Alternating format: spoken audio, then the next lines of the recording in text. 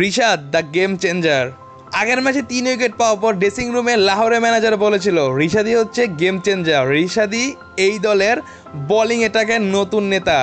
সেই রিশাদ কিন্তু তার পরের ম্যাচেও ওই নামটা রাখলো।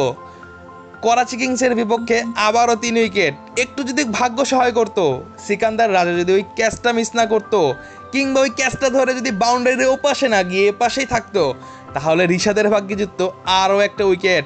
ওই 6টা না হলে রিশাদের ইকোনমিক রেটটাও আরও একটু বাড়তো। তবে যা হয় নাই তা বলে লাভ নেই। কিন্তু রিশাদ পরপর 2 ম্যাচে 3 দুগুণে 6 উইকেট। এ যেন নতুন এক রিশাদ, এ যেন পাকিস্তানের মাটিতে বাংলাদেশের লেগ স্পিনারের ইতিহাস রচনা করার গল্প। যে লাহোরের শুরুটা হয়েছিল হার দিয়ে, সেই লাহোরে কিন্তু পরের 2টা ম্যাচ এভাবে জিতলো। বোলিংয়ে তাণ্ডব, ব্যাটিংয়ে তাণ্ডব, পুরো দলের চিত্রনাট্যই কিন্তু এখন পাল্টে গেছে। যেখানে সবচেয়ে বড় যে নামটা আমি বলবো সেটাই হচ্ছে বাংলাদেশের রিশাদ হোসেন।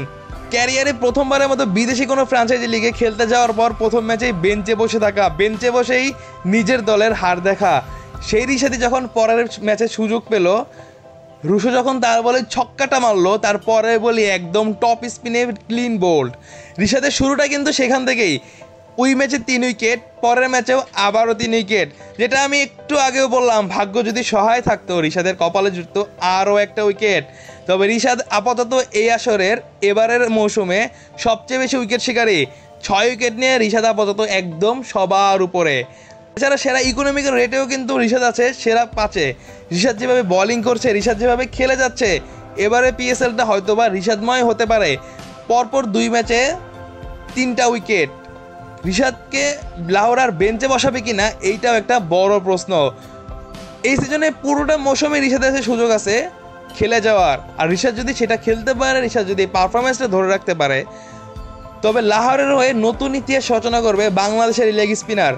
একটা সময় যে নিয়মিত সুযোগ পেত না বাংলাদেশের ক্রিকেটের প্রেক্ষিতে, যে ঢাকা লিগে বেঞ্চে বসে থাকতো, বিপিএলও বেঞ্চে বসে থাকতো, সেই রিশাদ এখন পিএসএল কাঁপাচ্ছে। সেই রিশাদ এখন বিদেশি ফ্রাঞ্চাইজি লিগে নতুন করে নিজেকে চেনাচ্ছে।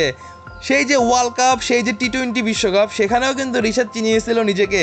সেখান থেকেই নতুন ইতিহাস রচনা করার গল্প। তো সেই রিশাদ এবার পিএসএলে নিজের নামের প্রতি যেভাবে সুবিচার করে যাচ্ছে, ভবিষ্যতে হয়তোবা আইপিএল কিংবা এবারই তো সে সুযোগ পেয়েছিল বিগ ব্যাশে, হয়তোবা সে খেলতে যেতে পারেনি।